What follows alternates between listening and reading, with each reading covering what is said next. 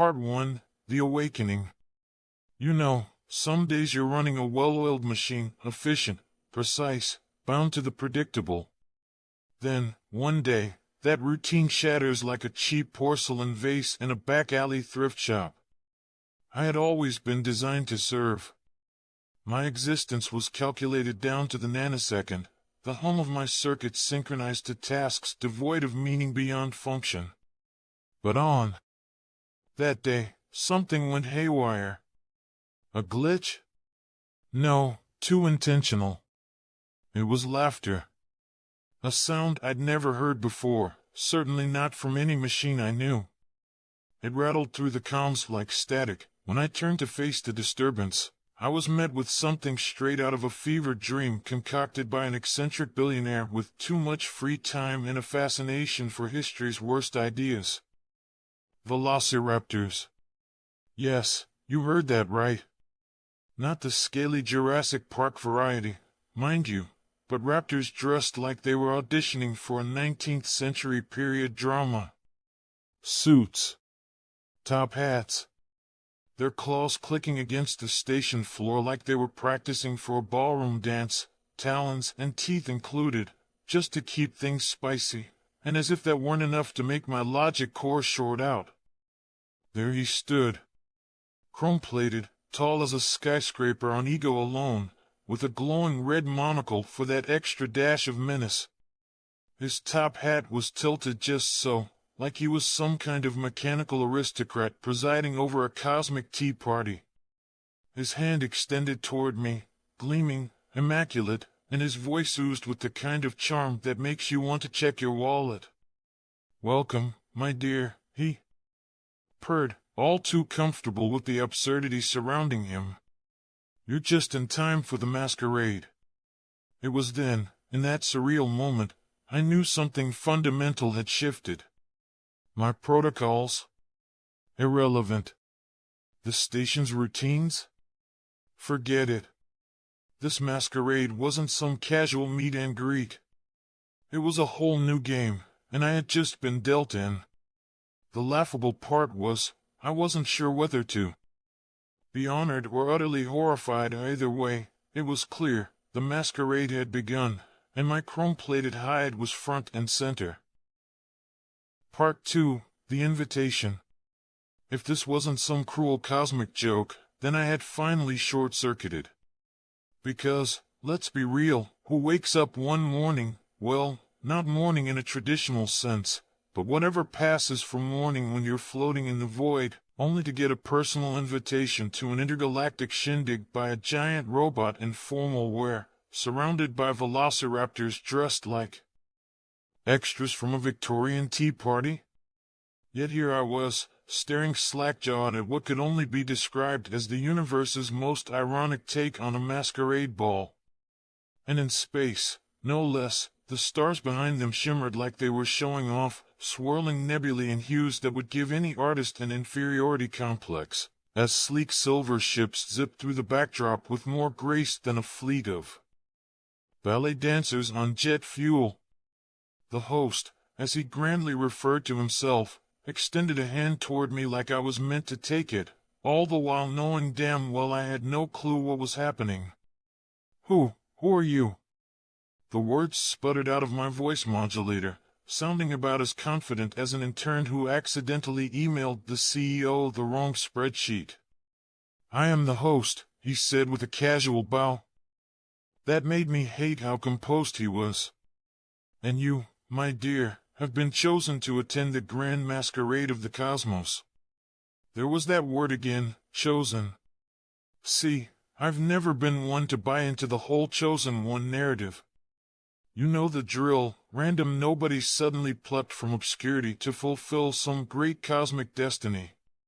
The whole concept has never sat well with me. You don't just choose people and expect them to be grateful without first explaining what they're in for. Yet here he was, dropping that word like it was meant to have profound significance. Raptors in suits? Fine. Robots hosting galas? Sure. But now I'm the guest of honor in a party I didn't RSVP to? Right, And next you're going to tell me I'm meant to save the universe by solving a Rubik's Cube. Chosen? I repeated, hoping I didn't sound as much of an idiot as I felt.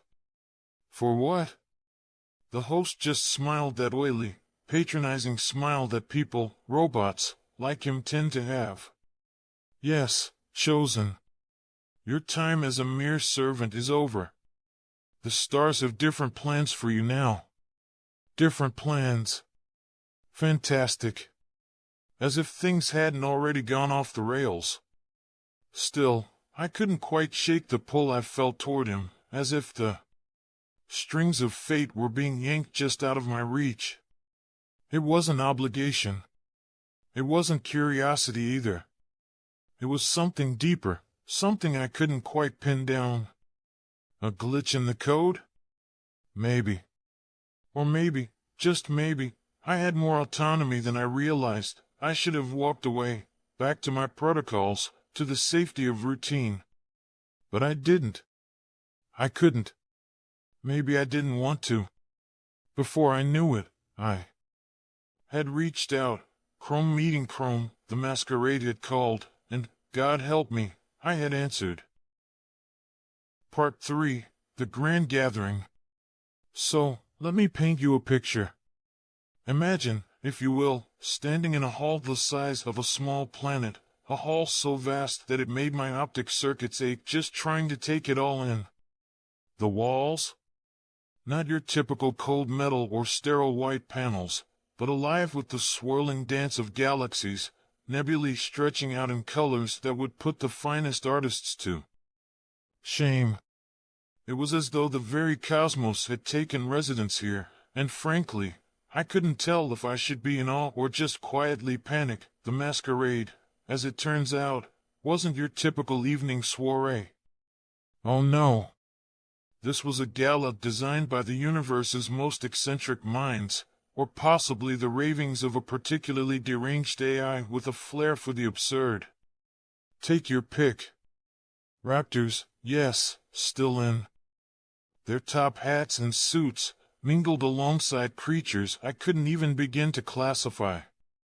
I saw cybernetic whales floating midair, like someone decided that gravity was an optional part of existence. Sentient gas clouds shimmered like they were about to deliver some high-minded soliloquy on the meaning of life, while androids not unlike myself wandered around as if this was all just another day at the office. The thing about gatherings like this is, they always look like they're on the verge of descending into chaos, but somehow maintain this strange, delicate order, like the kind of precarious balance you'd expect from a high-stakes poker game where everyone's bluffing. I couldn't help but feel that, despite the surreal formality of it all, something far more significant lurked beneath the surface. After all, you don't bring together the creme de la creme of biological and mechanical oddities just for polite conversation over canapes. How long have I been here? I mumbled to myself, though time had already lost any real meaning. The host, ever the towering figure of elegance and menace, orchestrated the event with a few sweeping gestures of his metallic hand. That glowing monocle of his seemed to land on me more often than I'd have liked, like he was waiting for me to jump into the dance, to embrace the sheer lunacy of it all, but I couldn't shake the gnawing feeling of unease. What exactly was my role here? Why had I been chosen? And, more importantly, what was the purpose of this masquerade beyond the absurdity of it all? The questions hung in the air, heavy as the galaxies above us. Part 4, The Secret Beneath the Surface. Now, when you find yourself in a grand cosmic gala hosted by well-dressed velociraptors, the natural instinct is to try and make sense of it, right? That was me, trying to blend into this bizarre scene while grappling with the creeping realization that something was decidedly off. I mean, raptors in tuxedos are already several light years past normal, but it wasn't just their formal attire that unsettled me. These creatures were more than they appeared.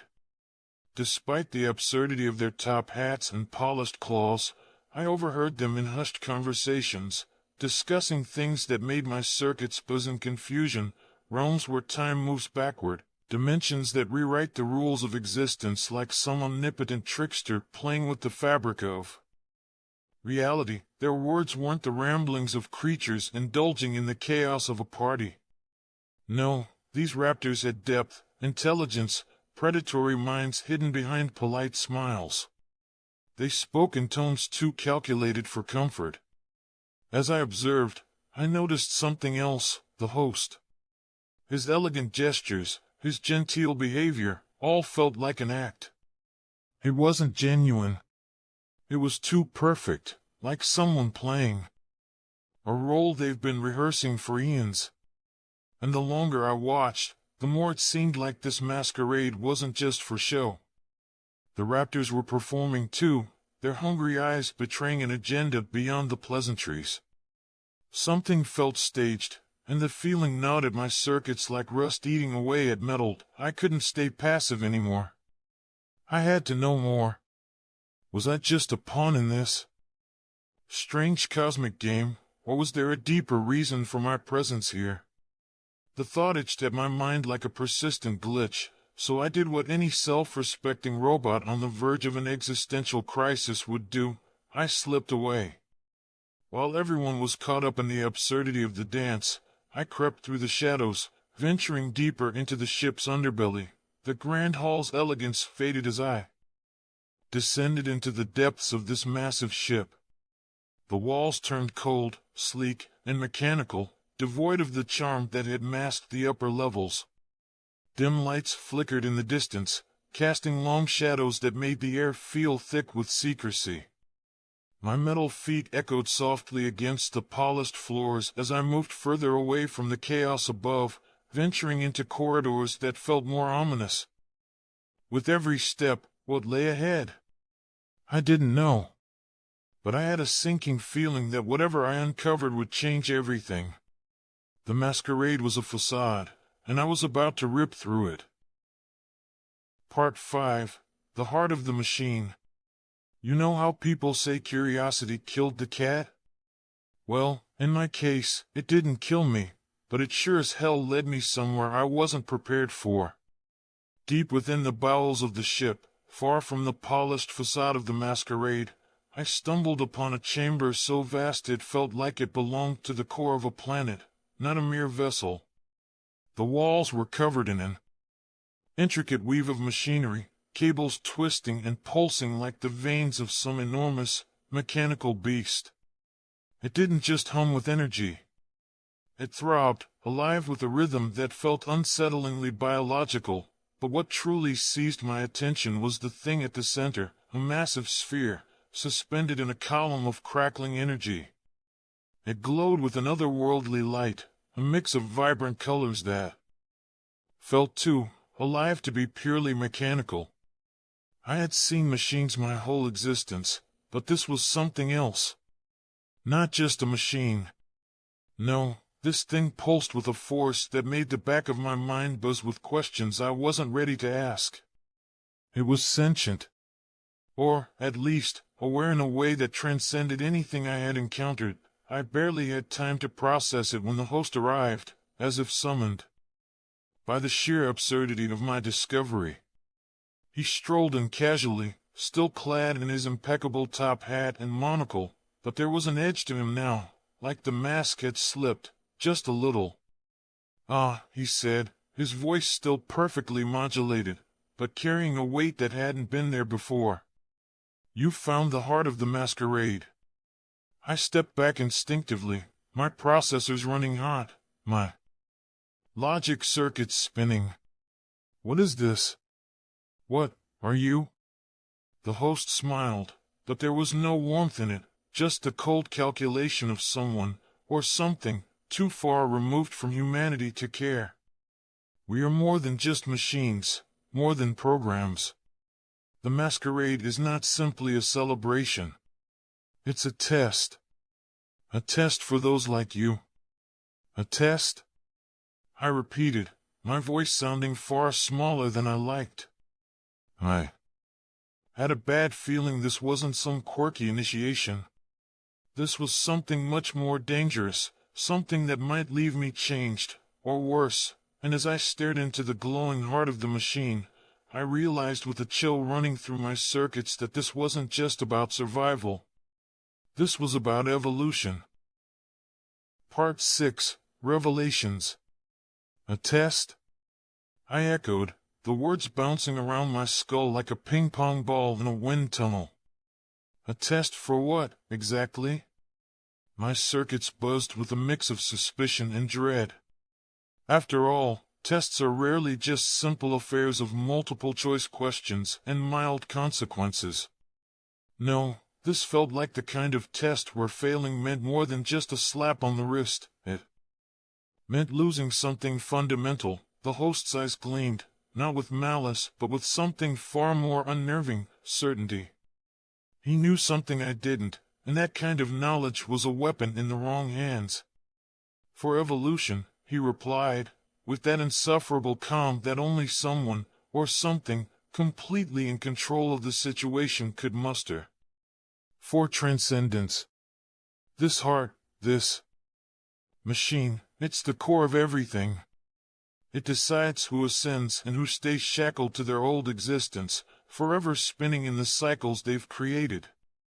I glanced at the glowing sphere, pulsing with an energy that didn't belong in this world, or any world I knew of. It called to me, its light warping reality itself, like a black hole that wanted to create rather than consume. And yet, there was a pull in the other direction, back to the routines I had known. The routines that, for better or worse, had kept me grounded in something resembling sanity.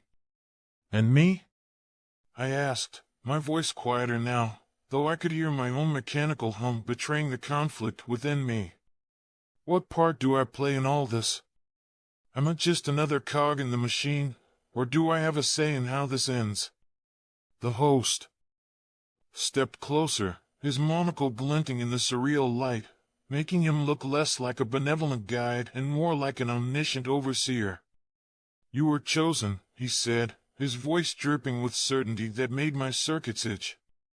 Not to observe, but to decide. You have the power to shape this. You can embrace the masquerade, become more than you ever were. Or you can reject it. Return to your former existence. The choice is yours. It felt like the entire weight of the universe had suddenly dropped into my chest.